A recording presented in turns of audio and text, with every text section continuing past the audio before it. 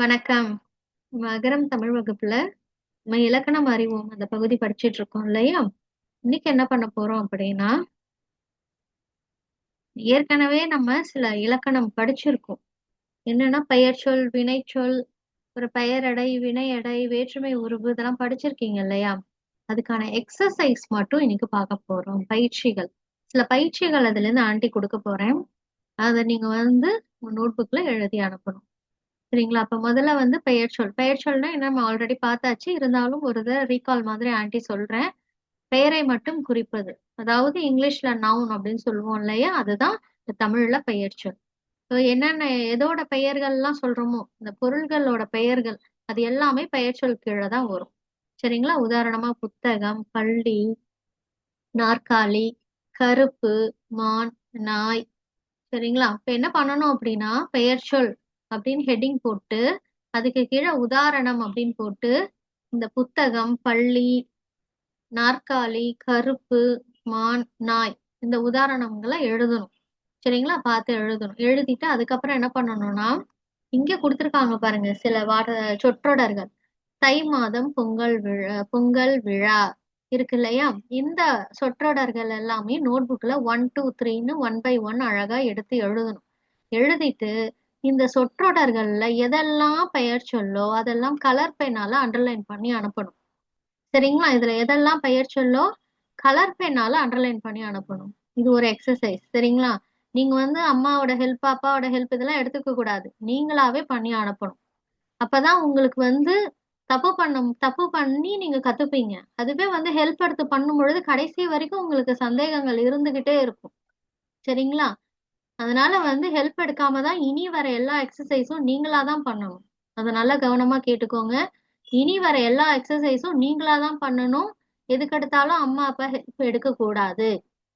நம்ம நிறைய பயிற்சிகள்லாம் தாண்டி வந்தாச்சு. சரிங்களா? இப்ப அடுத்தது வினைச்சொல், வேர்ப். இங்கிலீஷ்ல verb அப்படின்னு படிச்சிருக்கோம் இல்லையா? அதாவது ஒரு செயலை, ஒரு வினையை குறிக்கக்கூடிய சொல். அது வினைச்சொல். உதாரணம் பாருங்க. பாடு, நட, நம்ம செய்யக்கூடிய செயல்கள். சரிங்களா? இது அது அப்புறம் படி, ஆடு, ஓடு, நீந்து இதெல்லாம் இருக்கு இல்லையா?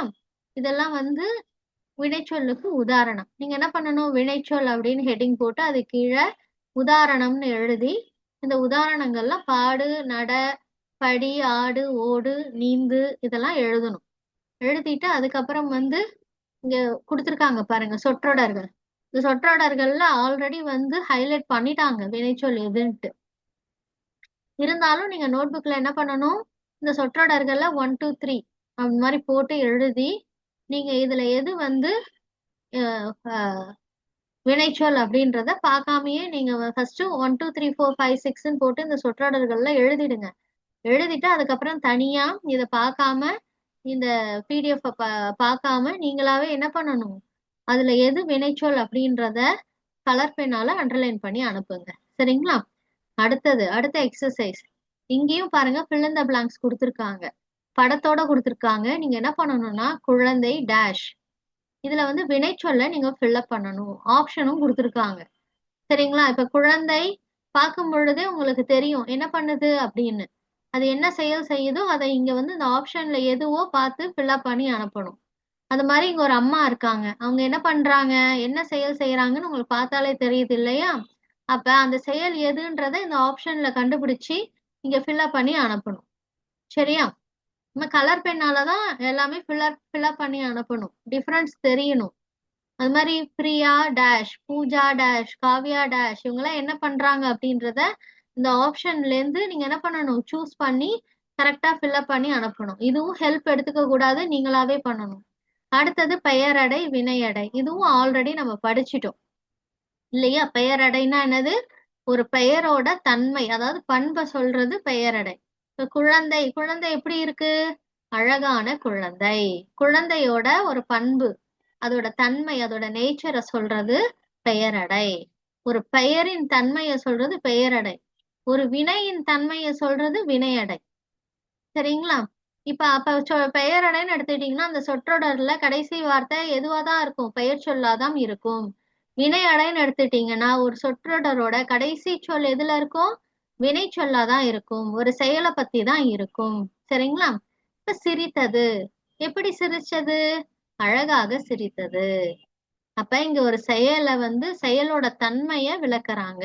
அந்த செயல் எப்படி இருந்துச்சு? அழகா இருந்துச்சு அப்படின்னு விளக்குறாங்க. இப்ப பெரிய விமானம். விமானம்ன்றது என்னது? ஒரு பெயர் சொல் இல்லையா? இந்த விமானம் எப்படி இருந்துச்சு? அதோட தன்மை, அதோட பண்பு என்ன? பெரிய விமானம். அதுவே வினையடை வினைச்சொல் பாருங்க. இது வினைச்சொல்ல முடிஞ்சிருக்கா? பற அப்படின்றது என்னது? ஒரு செயல். எப்படி பறந்தது? தாழ்வாக பறந்தது. சரிங்களா? அதோட தன்மையை சொல்றது. இது வினையடை. அடுத்தது ஆமை. ஆமைன்றது ஒரு பெயர் சொல். அப்ப அது எப்படிப்பட்ட ஆமை? சிறிய ஆமை. இது சொல்றது என்னது? பெயரடை. அடுத்தது வினையடையில சென்றதுன்றது என்னது? ஒரு வினைச்சொல். இந்த வினைச்சொல் இந்த சென்றது எப்படி சென்றாங்க? மெதுவாக. எப்படி சென்றது? மெதுவாக சென்றது. சரிங்களா? அதோட அதோட தன்மை, அந்த பண்பு, வேகமா போச்சா மெதுவா போச்சான்னு எக்ஸ்பிளைன் பண்றது. அடுத்த மாம்பழம். மாம்பழம்ன்றது பெயர் சொல். எப்படிப்பட்ட மாம்பழம்? இனிப்பான மாம்பழம். அடுத்தது சுவையாக இருந்தது. இருந்ததுன்றது ஒரு வினை. அப்ப எப்படி இருந்துச்சு? சுவையா இருந்துச்சு. சரிங்களா? உங்களுக்கு ஆல்ரெடி இது படிச்சு நம்ம பண்ணியிருக்கோம் எக்ஸசைஸ். திருப்பி ஒரு தடவை எக்ஸ்பிளைன் பண்ணிடுறேன். சரிங்களா? அது மறுபடியும் தெரிஞ்சுக்கோங்க. இப்ப என்ன பண்ணணும்னா பெயரடை அப்படின்னு போட்டு நீங்க என்ன பண்ணணும்? அது கீழே உதாரணம்னு போட்டு அந்த உதாரணம்லாம் எழுதணும். வினையடை 2 காலம் 3 காலம்ஸ் போட்டுக்கோங்க. ஃபர்ஸ்ட் சீரியல் நம்பர், அடுத்த பெயரடை, அடுத்த வினையடை. பெயரடைக்கு கீழே எதெல்லாம் வருமோ அதெல்லாம் நீங்க ஃபில்அப் பண்ணி அனுப்பணும். இங்க எழுதியிருக்காங்க, கொடுத்துருக்காங்க இல்லையா? இது எல்லாமே ஃபில்அப் பண்ணி அனுப்பணும். வினையடைக்கு கீழே எதெல்லாம் வருமோ அதெல்லாம் நீங்க எழுதி அனுப்பணும். சரிங்களா? அடுத்தது வேற்றுமை உருபு. வேற்றுமை உருபு ஆல்ரெடி நம்ம படிச்சாச்சு. டேபுலர் காலம் போட்டு பார்த்தாச்சு. அதுக்கப்புறம் எக்ஸசைஸும் பண்ணிட்டோம். இன்னைக்கு நேரடியா நீங்க வந்து இந்த ஆப்ஷன் கொடுத்துருக்காங்க பாருங்க. இப்ப ஆசிரியர் டேஷ் அழைத்தார். இங்க மாணவரை மாணவரால். இந்த எண்டு கேஸ் இதுதான் வினை வேற்றுமை உருவு இல்லையா? என்ன வேற்றுமை உருவு? உதாரணமா பாருங்க. எண்டுல ஐ. ஐன்ற சவுண்ட்ல முடிஞ்சிருக்கா? இங்க என்ன முடிஞ்சிருக்கு? ஆல். அப்ப இது என்ன வேற்றுமை உருமுன்னு அந்த டேபுலர் காலம் போய் பாருங்க. பார்த்துட்டு அந்த வேற்றுமை உறுப்புக்கு ஆன்டி ஆல்ரெடி எக்ஸ்பிளைன் பண்ணியிருக்கேன் இல்லையா? அதை வச்சு இந்த ஃபில் இன் த பிளாங்க்ஸ்ல எது கரெக்டா வரும்? மாணவரை வருமா மாணவரால் வருமான்றதை நீங்க கரெக்டா ஃபில்அப் பண்ணி அனுப்பணும். அதுக்குதான் அந்த டேபிள்லாம் ஆன்டி கொடுத்துருக்கேன். சரிங்களா? அந்த டேபிளை வச்சு அதுல என்ன ஆன்டி எக்ஸ்பிளைன் பண்ணியிருக்கேன்றத நீங்க இன்னொரு தடவை நல்லா கவனிங்க. கவனிச்சு இங்க என்ன வரும்? மாணவரை வருமா மாணவரால் வருமான்றத கரெக்டா ஃபில்அப் பண்ணி அனுப்பணும். சரிங்களா? அடுத்தது அதேதான். அரசர் டேஷ் பரிசளித்தார். என்ன ஆப்ஷன் வரும்ன்றத இங்கேயும் கடைசி இருக்கக்கூடியதுதான் வேற்றுமை உருவு இல்லையா? பெயர் சொல்லோட கடைசியில வந்து இணையற அந்த சொல் தான் வேற்றுமை உருவு. அது என்னன்றத நல்லா ஃபர்ஸ்ட் கவனிச்சு அதுக்கப்புறம் அந்த டேபுலர் காலம் போயிட்டு ஆன்டி என்ன சொல்லியிருக்கேன்னு பார்த்துட்டு அதுக்கப்புறம் கரெக்டான ஆப்ஷனை ஃபில்அப் பண்ணி அனுப்புங்க. கரெக்டான வேற்றுமை உருவு. சரிங்களா? இதுவும் அதேதான். நீங்க எல்லா ஆன்சருமே கலர் பெண்ணால தான் அண்டர்லைன் பண்ணி அனுப்பணும். இதுவும் வேற்றுமை உருவு. இங்க என்ன வேற்றுமை உருவு ஆல்ரெடி கொடுத்துட்டாங்க, என்ன வரும்ன்றது ஐ. சரிங்களா? இந்த ஐன்ற வேற்றுமை உருவை பயன்படுத்தி நீங்க அந்த fill in the blanks fill up பண்ணி அனுப்பணும். ஆப்ஷனும் உங்களுக்கு கொடுத்துருக்காங்க. சரிங்களா? கரெக்டா ஃபில்அப் பண்ணி அனுப்புங்க. அடுத்தது இந்த தொடர்கள் கொடுத்துருக்காங்க இல்லையா? ஒரு ஃபர்ஸ்ட் நம்பர் 1லயே 2 தொடர்கள் கொடுத்துருக்காங்க, 2 சென்டென்சஸ். பூனை எலியை பிடித்தது, பூனை எலிக்கு பிடித்தது. இதுல எது வந்து சரியா வரும்? இங்கேயே வேற்றுமை உறுப்பு தான். எலியை எலிக்கு. இங்க பாருங்க, இங்க என்ன வருது? ஐ. இங்க என்ன வருது? கூ. சரிங்களா? அப்ப எந்த ஆப்ஷன் வந்து கரெக்டா வரும்? எலியே கரெக்டா வருமா எலிக்கு கரெக்டா வருமா? அப்ப நீங்க என்ன பண்ணணும்னா 2 சென்டென்ஸையும் நோட் புக்ல எழுதிக்கணும். எழுதிட்டு அந்த சென்டென்ஸ்க்கு நேரா நீங்க என்ன பண்ணணும்னா டிக் பண்ணி அனுப்புங்க. சரிங்களா? டிக் பண்ணணும். இது எது சரியோ அதை டிக் பண்ணிட்டு ராங்ன்றதையும் கிராஸ் பண்ணி அனுப்பணும். தப்பு அந்த ராங் மார்க் இருக்கு இல்லையா, சிம்பிள், அதையும் போட்டு அனுப்பணும். எது ரைட்டோ அதுக்கு டிக் பண்ணுங்க, எது ராங்கோ அதுக்கு இந்த கிராஸ் சிம்பிள் போட்டு அனுப்புங்க. சரிங்களா? இந்த ரைட்டு ராங்குன்றத கலர் பென் யூஸ் பண்ணி பண்ணுங்க. சரிங்களா? அதுக்கு நேரா போட்டு அனுப்பணும். 2 சென்டென்ஸும் எழுதுங்க. இதுல எந்த வேற்றுமை உருபு உள்ள வார்த்தை வந்து கரெக்ட், இதுவா இதுவா அப்படின்றத நல்லா வந்து நீங்க ஞாபகம் வச்சுக்கணும். அது டேபுலர் காலம் போய் அதை செக் பண்ணி எது கரெக்டுன்றதை செக் பண்ணி நல்லா அந்த அண்டர்ஸ்டாண்ட் பண்ணிக்கிட்டு அதை உள்வாங்கிக்கிட்டு ஞாபகம் வச்சுக்கிட்டு இந்த எக்ஸசைஸை பண்ணுங்க. சரிங்களா? எதுலேயுமே அம்மாவோட ஹெல்ப்பை எடுக்காதீங்க. சரிங்களா? நீங்களா பண்ணி அனுப்புங்க. அதுதான் உங்களுக்கு எக்ஸாம்க்கு ரொம்ப யூஸ் ஆகும். உங்களுக்கு புரிதலுக்கும் ரொம்ப ஹெல்ப்ஃபுல்லா இருக்கும். அடுத்தது இதுவும் வேற்றுமை உருபுக்கான பயிற்சி தான்.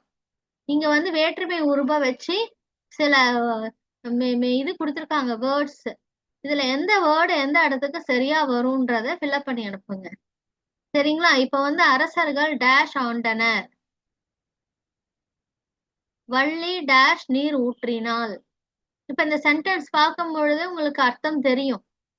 சரிங்களா? அப்ப வந்து உங்களுக்கு இந்த இடத்துல எந்த ஃபில் இந்த பிளாங்க் வரும்? செடிக்கு வருமா, நாட்டை வருமா, புல்லை வருமா, வீட்டுக்கு வருமா, மண்ணால் வருமா அப்படின்னு உங்களுக்கு புரியும். அழகா ஃபில்அப் பண்ணி அனுப்புங்க. சரிங்களா? இதுதான் எக்ஸசைஸ். சூப்பர் டூப்பரா பண்ணி அனுப்புங்க. நீட்டா ப்ரெசென்ட் பண்ணுங்க. தேங்க்யூ.